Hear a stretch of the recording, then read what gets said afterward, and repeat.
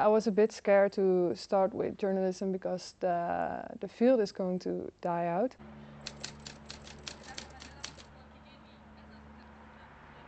We have noticed a decline in the students applying for our journalism program over the last couple of years, but especially last year. But if the decline continues, we will have a problem. Since 2021, there has been a 43% drop in journalism applicants at DMJX. A similar trend is seen at STU in Odense, with a drop of 48%. These schools are working hard to understand why. The way young people consume journalism has changed enormously over the last 5 years, I would say. And I think a lot of young people would say, but journalism, is that something special? Is that a career? Is that something I want to do? The overall unemployment rate in Denmark is at 3%. For journalists, it's at 5%. Although this is 2% higher, journalists are still getting jobs despite the rapidly changing industry. However, many of them are choosing the stability of communication roles. Stede is one of them, who decided to minor in communications as a backup. I think the journalism field is going to be very hard to work in. So I just wanted to ensure that I have a good work future. So I wanted to develop more skills than just journalism. So I think the journalism students are sacrificing a lot of their free time, energy, securities in the future. So I think that's a big sacrifice to make for only 20 years old. Ralph Anderson, a media researcher at STU, has been looking into how the evolving media landscape is influencing the future of journalism. The whole media landscape is changing, and that the number of at least jobs in the kind of the traditional labor market for journalism and newspapers and media outlets and so on is declining. Being a journalist today is not the same as being a journalist 20, 30 years ago. It's difficult to earn money by doing journalism today. A lot of my worries to studying journalism is in the future career is a lot about the money. Unlike many other countries worldwide, journalism in Denmark is actually a well-paid profession, with entry-level journalists earning around 574,000 crowns per year, which is close to 77,000 euros. This is over 10,000 kroners more than the average Dane. Therefore, the decline in applicants last year was a wake-up call for Danish journalism institutes.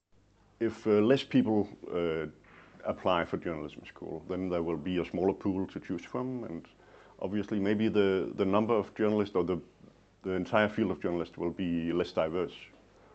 The best journalism comes from when you report about what you know. I still think journalism is probably one of the most important professions in the world if we believe in a democracy and that democracy has a future. I think young people are the solution to a lot of the things that the legacy media are experiencing now. And if they manage to get young people in, I think we can create new types of media that will actually be attractive also for the public to read. These DMJX students understand why people may hesitate to study journalism.